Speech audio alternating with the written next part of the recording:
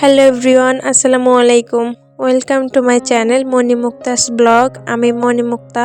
তোমরা সবাই কেমন আছো? আশা করি তোমরা সবাই অনেক ভালো আছো। তোমাদের দোয়ায় আমিও আলহামদুলিল্লাহ ভালো আছি। আজকে তোমাদের সাথে খুব সুন্দর একটি ব্লগ শেয়ার করব, আমার ছাদের কিছু গাছপালা। আশা করছি ভিডিওটি তোমাদের কাছে ভালো লাগবে। সকাল সকাল ঘুম থেকে উঠে ছাদে চলে গিয়েছিলাম, আর ছাদে গিয়ে দেখি খুব সুন্দর একটি গোলাপ ফুল ফুটেছে। তাই ভাবলাম গোলাপ ফুলটার সাথে তোমাদের আমার ছাদের আরও কিছু গাছপালা ফুল তোমাদের সাথে শেয়ার করি।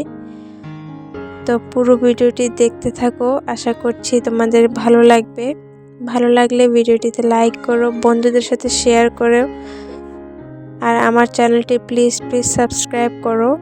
তোমরা প্লিজ আমাকে বেশি বেশি সাপোর্ট করো।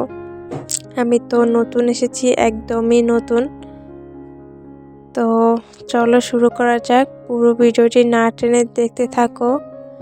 আর আমার ছাদের যে গাছগুলো, কোনটা কি গাছ তোমাদের জানা থাকলে কমেন্টে জানিও। আর এই গাছগুলো যদি তোমাদের কারো বাসায় থাকে সেটাও কমেন্ট করে জানো, কার বাসায় কি কি গাছ আছে। আর এই ফুলগুলো গাছগুলোর নাম না জানলে অবশ্যই কমেন্ট করে বলো, আমি অবশ্যই বলবো তোমাদেরকে। তো না টেনে পুরো ভিডিওটি দেখতে থাকো, আমি তোমাদের সাথেই রয়েছি।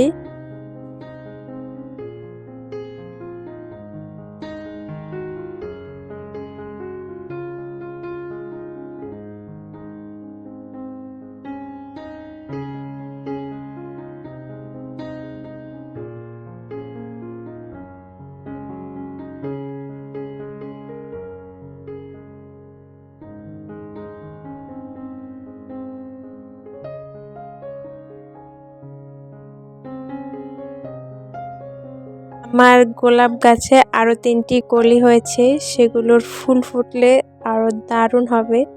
তোমাদের সাথে অবশ্যই শেয়ার করব সেটা।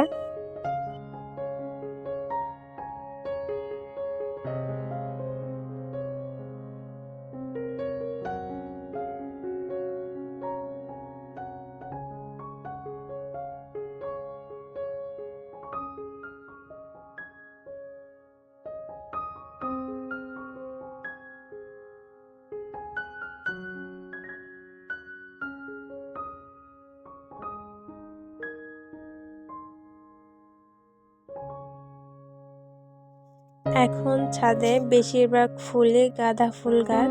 ছাদের প্রায় বেশি গাঁদা ফুল গাছে ভরা, কারণ এখন গাঁদা ফুলের সিজন, সেজন্য গাঁদা ফুলটাই বেশি। তবে গাঁদা ফুলটাও কিন্তু খুবই সুন্দর। 2 রঙের গাঁদা ফুল আমার এখানে, হলুদ এবং কমলা রঙের। খুবই সুন্দর দেখতে, একদম চোখ ফেরাতে ইচ্ছা করে না ফুলের মাঝে গেলে। আমি তো ওখানে গেলে আমার নিচে আসতে ইচ্ছে করে না, বাসায় ছাদেই থাকতে ইচ্ছে করে। তোমাদের কাছে কেমন লাগে ফুলটা কমেন্ট করে জানিও।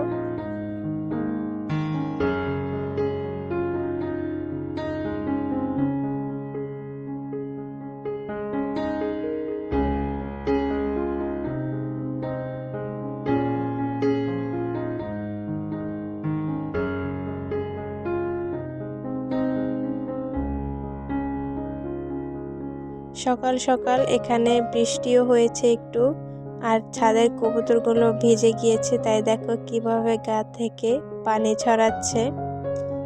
মুরগিগুলোরও একই অবস্থা, তারাও ভিজে গিয়েছিল আর গা থেকে পানি ছড়াচ্ছে। আমিও একটু হাতটা ভিজিয়ে নিলাম।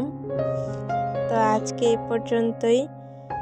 পুরো ভিডিওটি দেখার জন্য সবাইকে অসংখ্য ধন্যবাদ। তোমরা আমার সাথেই থাকো, দেখা হবে পরবর্তী কোনো সুন্দর ভিডিও নিয়ে। সে পর্যন্ত সবাই ভালো থাকো, সুস্থ থাকো। আল্লাহ হাফেজ, আসসালামু আলাইকুম।